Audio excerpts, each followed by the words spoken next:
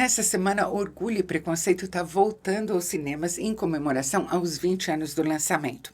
E como na época em que ele estreou eu não fazia ainda resenha em vídeo, eu achei que essa seria uma ótima oportunidade de, primeiro, falar aqui de um assunto que eu adoro, que é Jane Austen.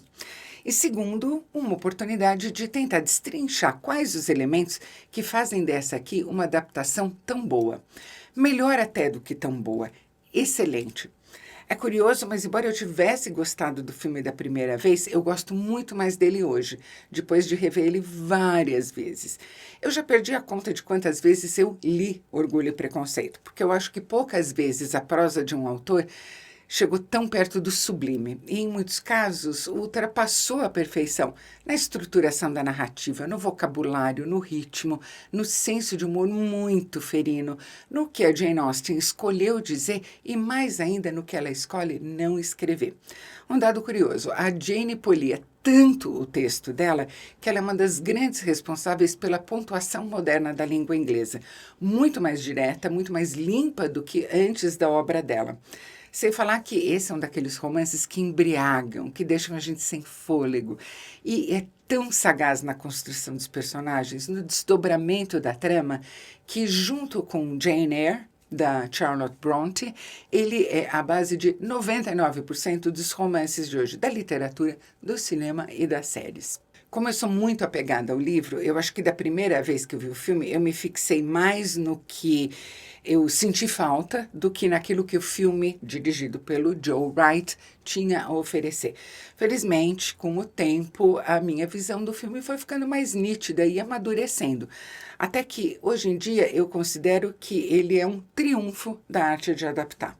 Um triunfo em que o crédito, merecido pelo Joe Wright, tem que ser compartilhado com a Emma Thompson, que é a coautora do roteiro e que protagonizou ela própria uma outra adaptação excelente da Jane Austen, em Razão e Sensibilidade, de 1995. Esse aqui, então, é o primeiro ponto crucial de uma boa adaptação.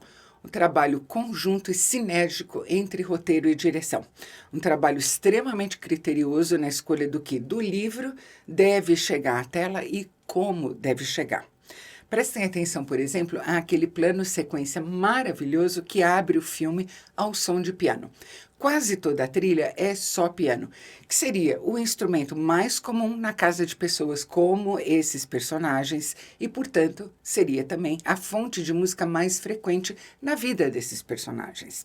Além de extremamente elegante nos movimentos, esse plano sequência mostra como a Elizabeth Bennet, a personagem da Keira Knightley e a família dela viveriam. Uma família de alguma estatura no meio social muito reduzido deles, de meios confortáveis, mais modestos e de caráter e modos totalmente provincianos. Ou na visão do Mr. Darcy, que é magnificamente interpretado pelo Matthew Macfadyen, ele é o meu Mr. Darcy preferido entre todos. Na visão dele seria uma gente cafona, vulgar e ignorante. Quando a gente conhece o Darcy, ele é bem arrogante mesmo. E ele vai parar ali na vila de Meryton, acompanhando o amigo dele, o Mr. Bingley, que é um doce de pessoa. E a irmã do Mr. Bingley, que é snob, azeda, que só ela. Para pessoas como o Darcy e os Bingley, uma casa bagunçada como a dos Bennet, cercada de horta, de ganso, galinha, com poucos criados mal vestidos, os criados dos Bingley usam libré sempre, e com aquela mãe que fala pelos cotovelos e só dá gafe, uma família como essa é um exotismo, e não no bom sentido da palavra. Mas o pai, que aqui é vivido pelo Donald Sutherland, é culto, e as duas filhas mais velhas, a Jane, da Rosamund Pike, e a Elizabeth, da Keira Knightley, são inteligentes e são bem educadas. A Elizabeth, aliás, notoriamente é o tipo que não leva desaforo para casa, mas faz questão de dar o troco na hora e com folga. É como se o pai tivesse gastado toda a energia dele nas duas primeiras filhas, tivesse feito um esforço perfunctório na terceira, a Mary, e tivesse desistido completamente de salvar as duas últimas, a Lydia e a Kitty, da futilidade da esposa dele. Uma personagem, aliás, que a Brenda Blethyn agarra aqui com gosto. A Casa dos Bennet é um milagre da direção de arte. A música é um acerto inqualificável na melodia e na escolha do instrumento, como eu já falei. E o figurino o tempo todo conta a história. Reparem nos vestidos da irmã do Mr. Bingley, que são desadornados, mas em tecidos ricos e sempre com cintura império, aqui logo abaixo do busto, que era a moda desse período chamado Regência. E comparem com os vestidos da Elizabeth, com cintura tradicional, tecidos nitidamente menos nobres e cores bem menos interessantes. A Elizabeth é uma figura importante só no círculo provinciano dela. Ela não é uma garota da moda.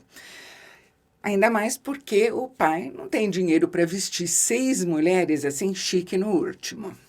Pessoal, felizmente hoje em dia é bem mais simples vestir e cuidar de uma roupa do que no tempo da Jane Austen. E é bem mais em conta também ter uma roupa. A gente escolhe, compra e pronto. Quer deixar tudo mais fácil ainda? Aproveite as promoções de Natal da Insider para dar aquele reforço do seu guarda-roupa ou para presentear as pessoas queridas com peças tão elegantes e versáteis e tão duradouras e práticas para lavar e secar que é impossível não agradar. Para você fazer bonito neste final de ano, a Insider inclusive tem kits que ajudam você a cuidar da família toda de uma vez só. Imagine a vantagem de comprar 6 camisetas de uma vez, cada uma em uma cor e um tamanho diferente. Fica melhor, somando os descontos do site ao meu cupom BOSCOV, você pode ter até 30% off, mais 20% de cashback para usar depois. E atenção, quem compra pela primeira vez ganha um desconto ainda maior. Tudo isso sem fila, sem caos e com troca simplificada. E agora de volta à resenha.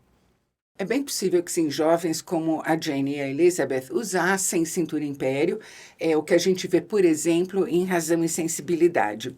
Mas eu acho muito acertada a decisão aqui de frisar o quanto o guarda-roupa delas é mais modesto usando um feitio mais tradicional. É um guarda-roupa tão modesto, aliás, que antes do primeiro baile, uma das irmãs mais novas pede para a Jane emprestar a ela um vestido, mas a Jane diz que esse é o que ela tem para vestir. E esse baile. A Jane Austen foi uma cronista ultra observadora e ultra crítica da sociedade em que ela vivia. E todos os detalhes que ela anotou nos livros dela aparecem vivos nesse baile provinciano alegre, barulhento, lotado, suado, cheio de fofoca. Esse é o baile em que o Mr. Bingley bate o olho na Jane, a Jane bate o olho no Mr. Bingley e eles caem de paixão um pelo outro. Paixão discreta, não confessada. E é nesse baile também que o Mr. Darcy faz uma desfeita imperdoável para Elizabeth. Desfeita essa que vai pôr a história deles em movimento. Perfeito também é o contraste desse baile com o baile que o Mr. Bingley oferece um pouco mais adiante. É um baile muito mais elegante e terrivelmente menos divertido. Mas, nesse baile, a Elizabeth comparece à altura, com vestido e cabelo à moda império. E nesse baile ela dá umas 3, 4 rasteiras legais no Darcy também. Não é ver a Elizabeth na moda que conquista o Darcy. Apesar das objeções incontornáveis que ele tem à família dela, ele se apaixonou perdidamente pela Elizabeth antes disso, quando ela apareceu na mansão gigantesca do Mr. Bingley, com o rosto corado e o cabelo solto de andar pelo campo, com a barra do vestido enlameada e 2 ou 3 retrucadas na língua, como sempre. Muito antes dele, a gente percebe que o Darcy admira nela é o que ele racionalmente critica. A liberdade de opinião e de modo de vida da Elizabeth, a independência dela, o desprezo dela pela convenção. E quando a irmã do Bingley, que está totalmente de olho no Darcy, zomba da Elizabeth pelas costas, aí é que ela perde toda e qualquer chance de conquistar o Darcy um dia. Porque aí ela mostra a extensão do quanto ela é frívola, convencional e invejosa, o quanto ela é moral e intelectualmente inferior a Elizabeth.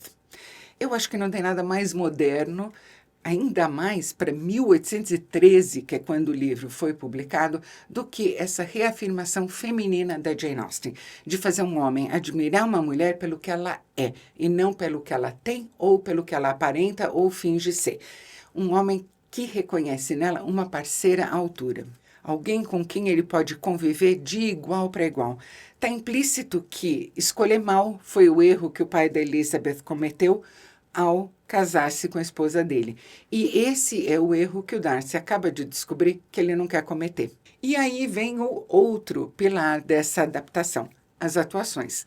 Cada uma delas com a tarefa de contribuir para que a narrativa se complete como um todo de maneira não expositiva, não verbal, psicologicamente complexa e irresistível. Um exemplo, aquela pequena exclamação espontânea, aquele que a Elizabeth dá quando põe os olhos na propriedade do Darcy pela primeira vez.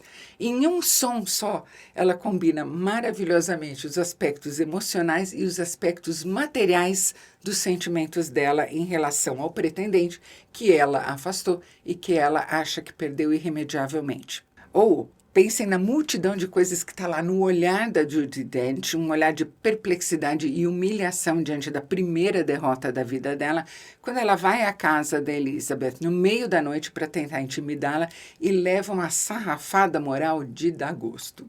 Uma arte que a Jane Austen dominou como nenhum outro escritor é a do turn of phrase.